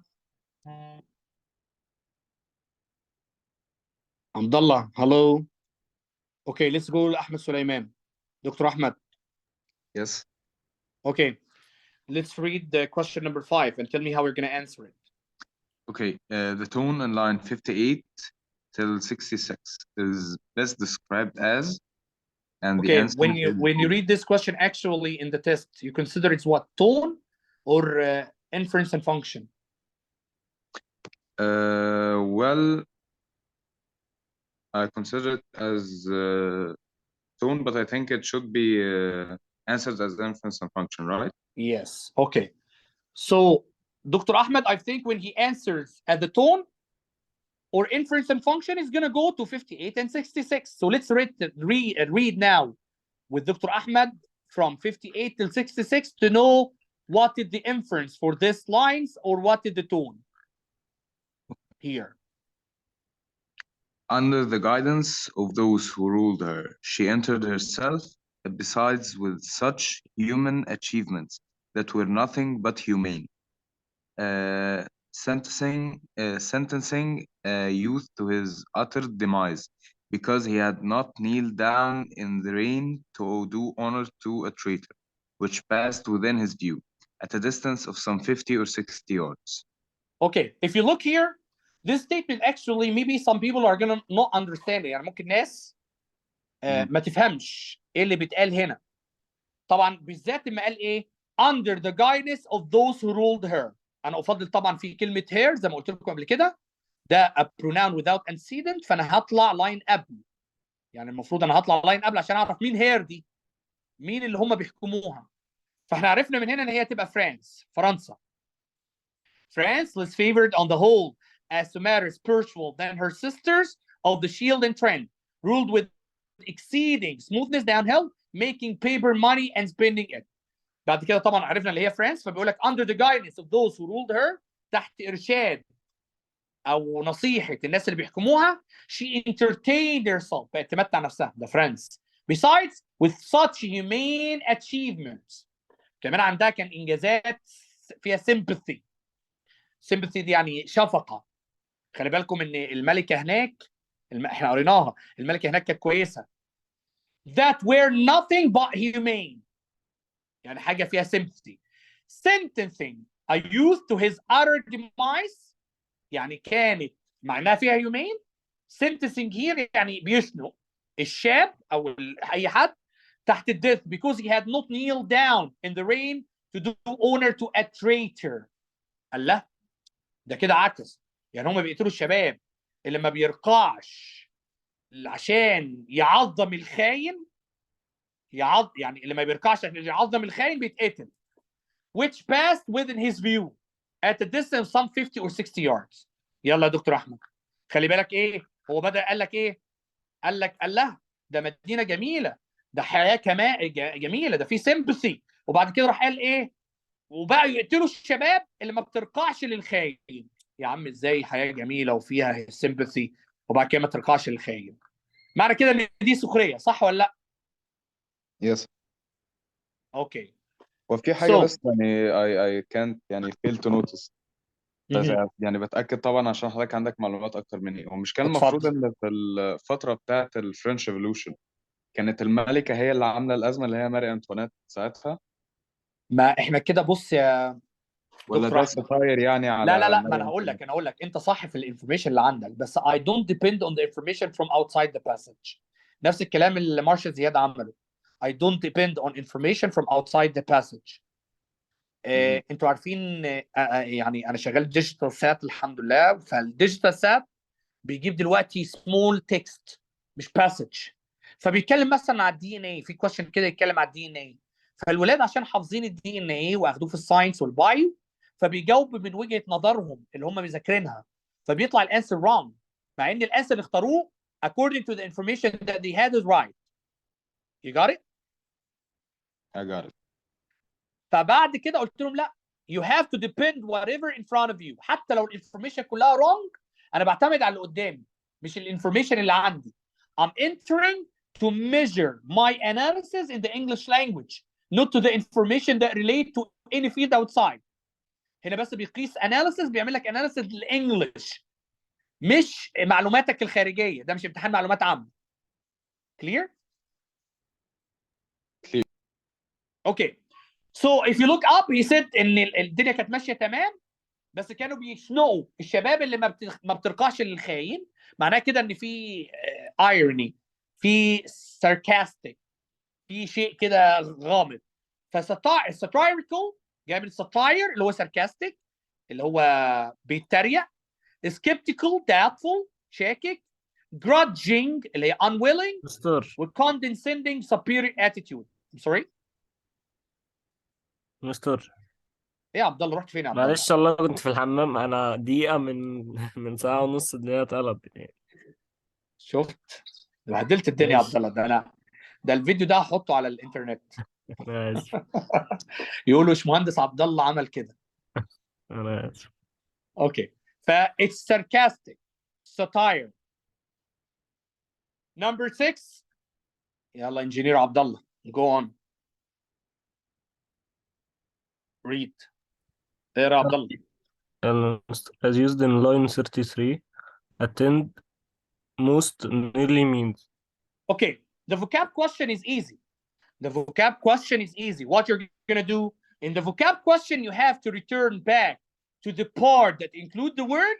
خلي بالك ال EST اسهل vocab. يعني عندنا earned كسب، won كسب، واchieved حقق، وreached وصل. طب let's read from line 33 عبد الله to find out the meaning. طبعا the word is here in line 33. We said what is the word? I forgot. Attained. 31 attained is here. May you read this line? شوف الجملة دي كلها نقراها من the beginning to the end. اقرا عبد الله. من فين يا مستر؟ من اليلو ده كله. Mrs. Southcott had recently attended her 5 and twins blessed birthday of whom. خلاص يعني we can get it from here عبد الله. طبعا هي وصلت لعامها ال 25 فولا كسبت ولا حققت، هي وصلت. attain معناها reach with an easy way. الناس بقى اللي جابت غلط انا مش عارف جابت غلط ليه. I reach 42 years. انا ولا earned ولا كسبت 42 ولا won، حتى earned and won had the same meaning ف odd one out، ولا achieved. I reach انا وصلت. Thank you عبد الله. Okay. Question 7 and 8. Marshal Ziad. Okay. We're looking first to eject the main words from the first question. So based on the passage, which of the following statements about the author's use of metaphors can be made? So he wants Okay. he Yes, wants go the on. evidence for metaphors. So we will read Per- at the beginning from 20 to 24. Okay. I just want to add something. شوف يعني ما شاء الله. Look at Ziad. He said what?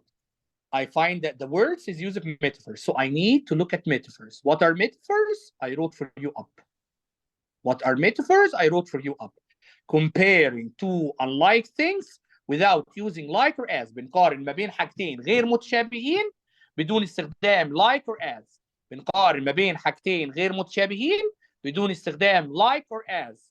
Like what? Give me an example. أنا أديك example للsimile اللي هي we use like and as, and I'm going to give you an example to metaphor that we're not going to use like or as. My mother, الاكزامبل ده تقريبا بستخدمه كل مره. My mother is like a flower.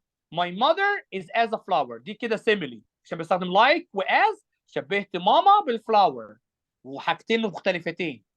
طب ميتافور تبقى ازاي؟ My mother is a flower. خلاص. اوكي مارشال زياد. So from 20 till 24.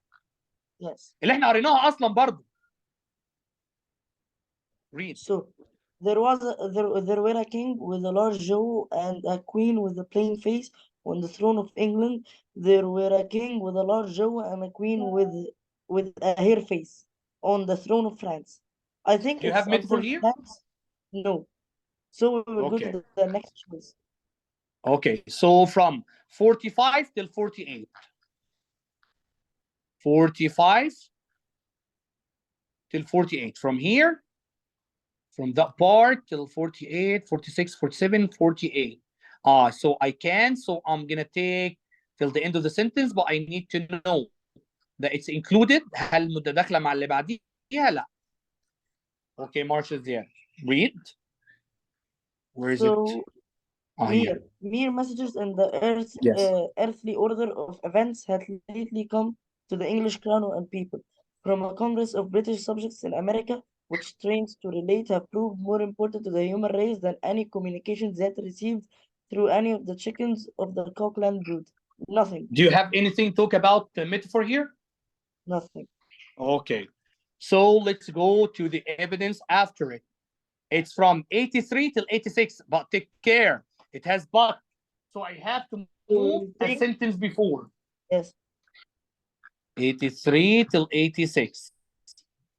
From but here till 86 thread. So I'm going to complete till No, threaders it will and yes. be connected. No, take care because the second, the last evidence has also the part. So I'm going to stop on thread. I'm going to stop here. Yeah, and I'm going to move a sentence before. So I'm going to read from its. Okay. It is likely enough that the rough outhouses of subtillers of the heavy lands adjacent to Paris, there were shielded from the weather that very day, root carts bespattered with rustic mire, snuffed about by cows, and roasted in poultry, which the farmer, Death, had already set apart from his tumbrils of the revolution. But the woodman and the farmer, though they increasingly work silently, and no one heard them as they went about their muffled tread. Okay, just wait. Just wait. Give me, or you can explain. Okay, go on. So here, there is a metaphor, as we saw. Here in farmer and okay, in what? Excellent. Farmer, he compared the farmer to the death without using like or as. يعني هنا معنى ان الفلاح هنا مش معناه الفلاح، لا قصده الفلاح هنا اللي هو ايه؟ الموت. الفلاح هنا معناه الموت. So here there is a kind of metaphor. The last one much is yet, just yes, to be sure. It's in the same paragraph, so we can complete. Yeah. But rather, yes, complete. For as much to entertain any suspicion that they were awake was to be disloyal and traitorous. Well, no. So he doesn't talk about metaphor. Yes, so we'll choose C. Okay. Now match. And then the author uses metaphors as a stylistic device. Yes, he is like he is comparing farmer to death, so it gives style. Mhm. It can be till now. The author uses Yes. metaphors to emphasize the narrative structure. Well, I don't think so. Yeah, because here it's not a kind of story that he's telling us. He is just speaking about this time, and he just made this look like farmers. Okay. The author uses metaphors to persuade the reader of his position. No, what persuasion? He is like telling facts, so no persuasion. Yes. And the last choice, the author uses metaphors to support concrete evidence. Can we consider this as concrete؟ No. ما فيش حد هيقول لي this حاجه ماديه. اللي يشوفوا لي It's يقولوا لي. abstract. Yeah, it's abstract. So So the we'll answer is choose stylistic device. A and C. Yes.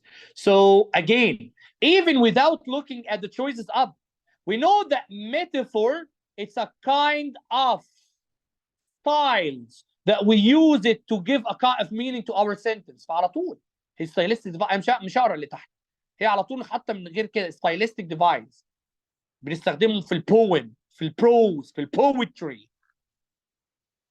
Thank you much, Ziad. One went out. Who is not here? Engineer Omar. Engineer Omar مش هنا. Okay. Dr. Hamza. Question number 9. As used in line 86, tried most. Read most nearly means. Take care. We read this question in the lines when Marsha Ziad start mentioning it. Okay? Let's look again and start reading them. We are talking about this. Here, Dr. Hamza, we have went. ذهب. They went about with muffled tread. So that muffled means without sound. يعني ماشيين كده على حواف رجليهم. So that means that it means walking. Is that right? Yes. Footsteps. Right, Dr. Hamza? Yes, right. Stair. Parade اللي هي المسار بتاع ان شاء الله في الجرادويشن بتاعته، لكن هي footsteps. He said here, he said in that part, they went about with muffled tread. يعني they are walking without sound. Thank you, Dr. Hamza. Okay, after that, it's a kind of little picture. Engineer Malik. Yes. Read, please, question 10. The relationship between the first and second paragraph and the rest of the passage can best be described as. Okay, here it's a kind of little picture. We are talking about the first and the second paragraph اللي احنا قريناهم، اللي هو كان فيه كل حاجه وعكسها. التو paragraphs اللي هم في الاولانيين كان بيتكلم عن كل حاجه وعكسها، صح ولا لا؟ And we read it before, Engineer Malik. So here it's a kind of comparison. We said about it before. So if we come to the answer here, he said it's a premise followed by opposition. يعني عباره عن مقدمه بعد كده عكس المقدمه. لا ده هو كان ماشي لاين الحاجه وعكسها. يبقى it's not a premise. يعني هو بيقول هنا ايه؟ ان الباراجراف الاول والثاني كان premise، بعد كده كان opposition للبريمس ده. لا طبعا. analogy كان في analogy. فاكرين الانالوجي؟ analogy similarities. لان كان each line there is a similarity. يعني هتلاقي positive negative بعد كده positive، فكل لاين واللي بعده positive، بعد كده negative positive negative، يبقى في لاين وبعد كده لاين تاني واللاين تالت negative. يبقى this is a kind of analogy، تشابه. followed by narrative structure. After that start telling us a story about this country, what happened in it. After that, assertion followed by supporting evidence is not a kind of assertion. ما كانش في assertion. He's just talking about analogy. Analysis followed by generalization. Maybe it's a kind of analysis for that time. كان تحليل الوقت ده، لكن ما كانش فيه generalization. ده كان عبارة عن narrative. Clear, Engineer Malak? Yes, clear. Okay. Now يعني انا عاوز حد يقول لي بقى ان القطعه الاولانيه دي انا ما اقدرش اجيب فيها 10 من 10 ما عدا السؤال اللي هو نمبر 4 مع ان احنا قريناها على الرولينج باور. حد كده يقول لي انا مش هقدر اجيبه اهو ال 10 من 10 دي تديني يعني مارك حوالي from 180 to 200. ايه رايكم يا شباب؟ Do one want to say anything about his opinion about the passage first? is easy. Yes, the first I'm sorry, passage is Marshall easy. Ziad again. Like the first passage is easy in the grammar and in the reading. So we can get the mark to just acquire the marks that we need. Any difficult question, keep it till the end of the passage and return back. وهنا difficult question الوحيد كان question 4 لأن ما فيهوش lines. البقية كلها كان فيها lines. Okay. The passage after that, again, I'm going to read or start by reading the plural. Streamer Adam, read the plural, please.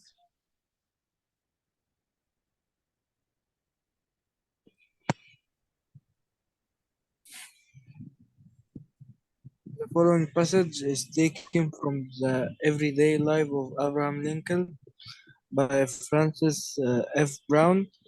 The biography recounts the life of the 16th President of the United States, Abraham Lincoln. This passage focuses on his early years before his presidency.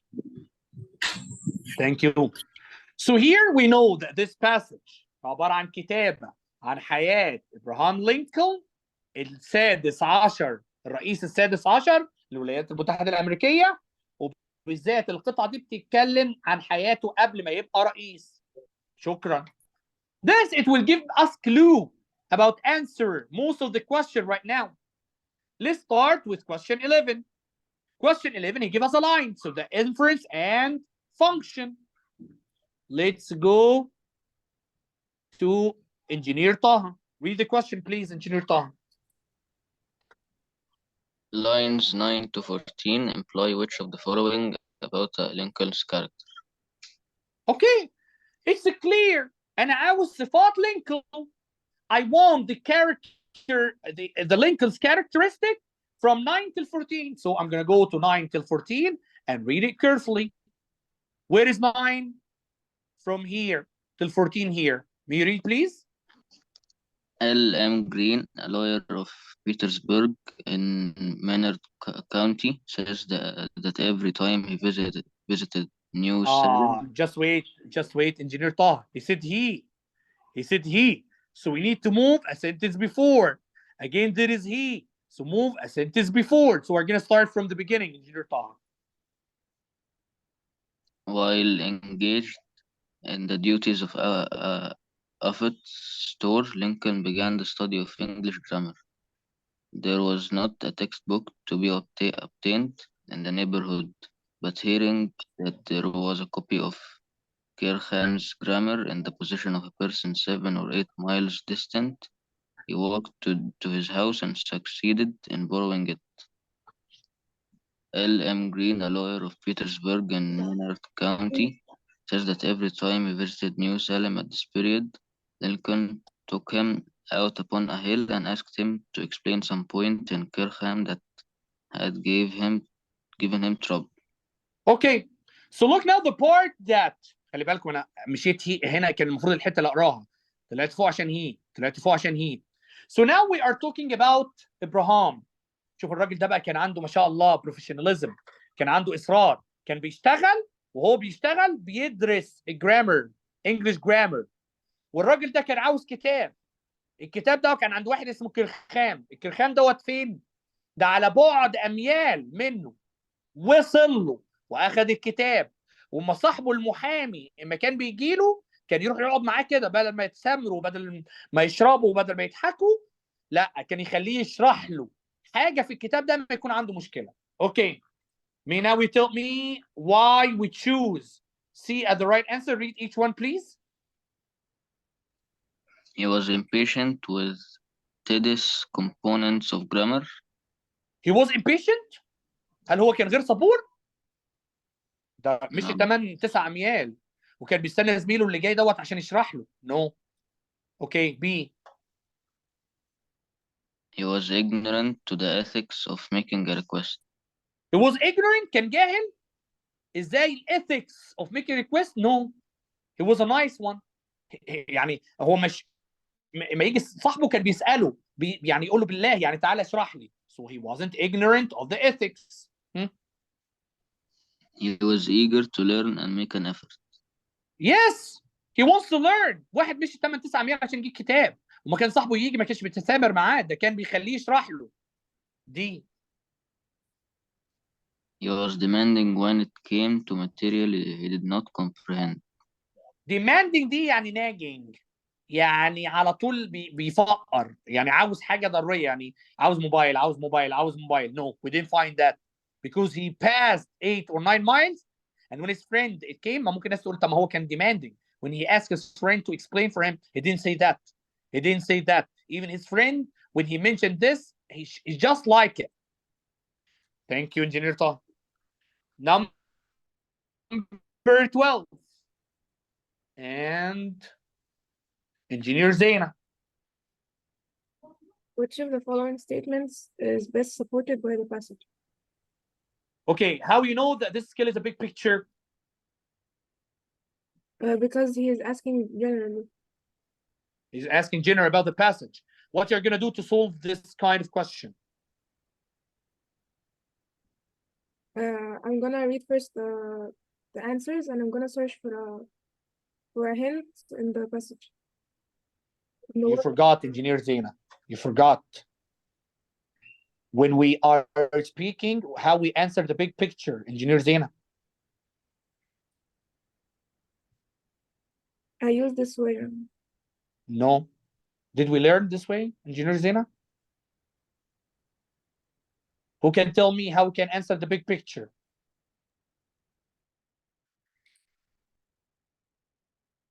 Who remember how we can answer the big picture? If we don't have time, so we read the first and last sentence of the first passage and the first and last sentence of the last passage. Perfect. If we don't have time. If we don't have time, we read the first and the last sentence of the first paragraph and the first and the last sentence of the last paragraph. Engineer Zaina, we return back to watch the videos of the skills, please. If we have time, read the first paragraph and the last paragraph. Because now we have time, so we're going to read the first paragraph and the last paragraph. Okay, Engineer Zaina. طبعا, look at the first paragraph, mashallah. It's something look like, no, we're going to read only the first sentence or last sentence. Okay. Read, Engineer Zaina. While engaged in the duties of office for Lincoln, began the study of English grammar. There was okay, the last sentence of the first paragraph. He liked his politics and was particularly delighted with its wit and humor, of which he had the keenest appreciation. So he's talking about also Abraham Lincoln and about his interest. Okay, the last paragraph. This is the last paragraph, the first sentence. At this era, Lincoln was as famous for his skill in athletic sports as he was for his love of books. So he was also athletics. يعني بيحب الرياضة. The last sentence. You want to read the sentence before just to know. He is talking about what? So let's take from here. Lincoln backed up against Offutt's store and calmly awaited the attack. But his coolness and courage made such an impression upon Armstrong that he stepped forward, grasped Lincoln's hand, and shook it heartedly, saying, "Boys, Abe Lincoln is the best fellow that ever broke into the settlement.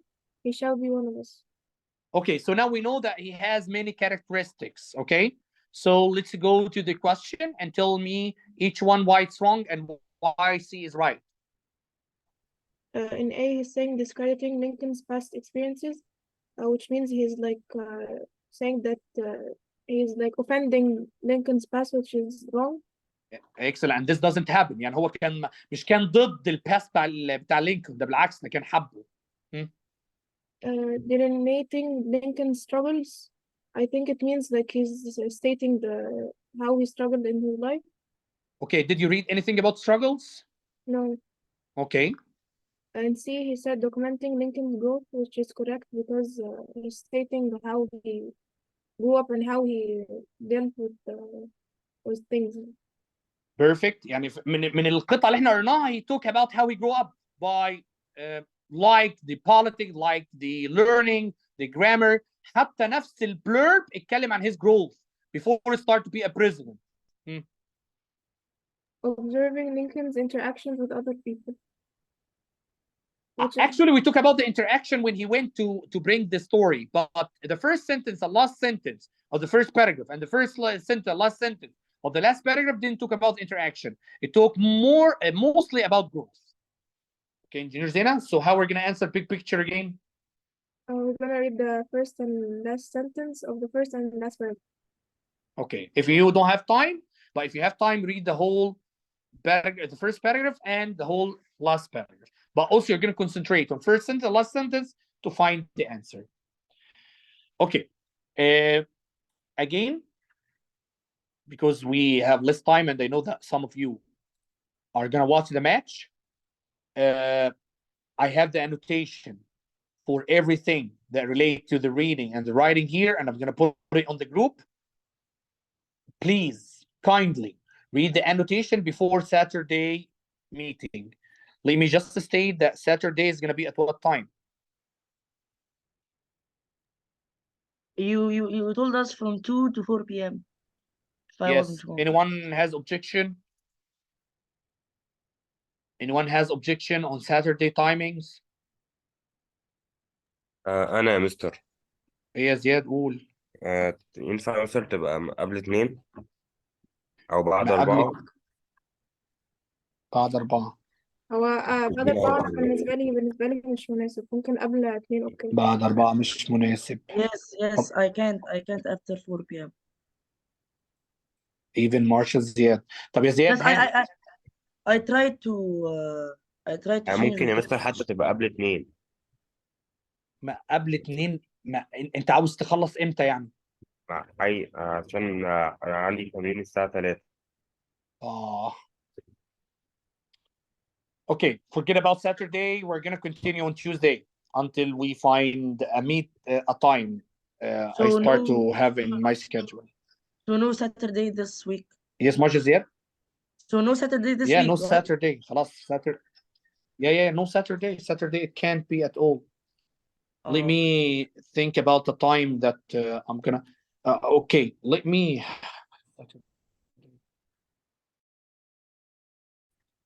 طب 6 ل 8. No, I can't also. I told you after 4 I will not be available. I have a lesson okay. from 6:45 to 9. خلاص. Okay. done. Okay, so a new way to have another period. Okay, whether in my schedule or in your schedule. See you on Tuesday for a full test. Be ready, Abdullah. We have a meeting on Thursday at 4. No, at 4:30, Abdullah. Okay. Okay. Goodbye. See you. Bye. Bye.